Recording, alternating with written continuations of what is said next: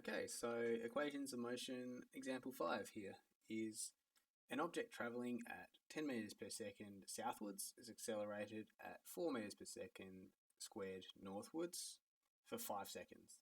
What is the displacement of the object in that time?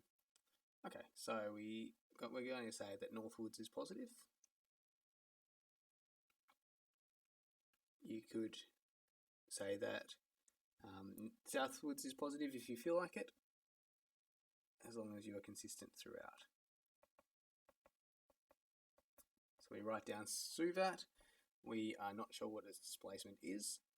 We have an initial velocity of 10 meters per second southwards. So that's going to be negative 10 meters per second because we've defined northwards as positive. Velocity, our final velocity, we are not sure of. Acceleration is 4.0. And the time is 5. So if you had done southwards as positive, then your acceleration would have been negative because our acceleration is northwards, so it's just in the opposite direction of the initial motion.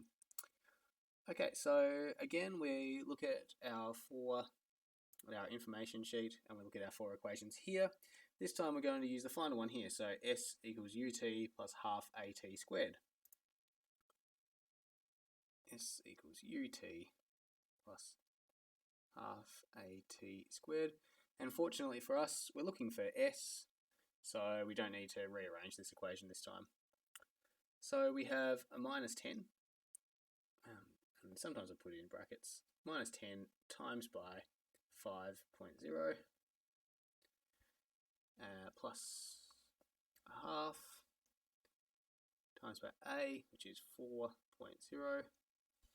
and then our time squared, 5.0 squared.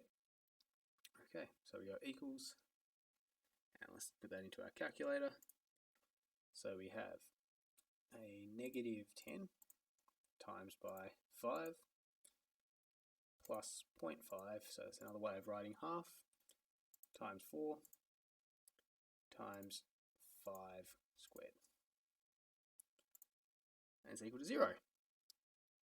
0 meters. So what's happened during this time is that it started, so our object started with 10 meters per second southwards, with V or U equals to 10 meters per second south. And then during the journey, it must have turned around. During the journey, the object turned around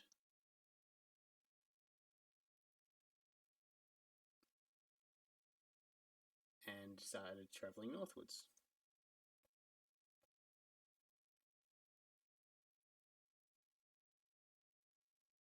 Northwards until it reached its start point.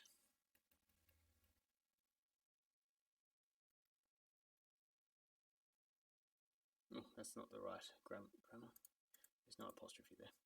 Until it reached its starting point.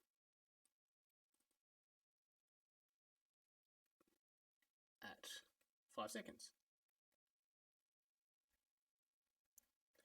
Okay, so I hope you understand. So the object was slowed down at a rate of 4 meters per second squared until it actually turned around. So it must have come to a stop at some point, and you can work out what point that must have been with this velocity if you feel like it. And then it must have reached its starting point at 2.5 seconds and had a final velocity. So you could work out what the final velocity is here as well using one of the other equations. If you feel like doing that as a challenge, then best of luck, and I'll see you next time.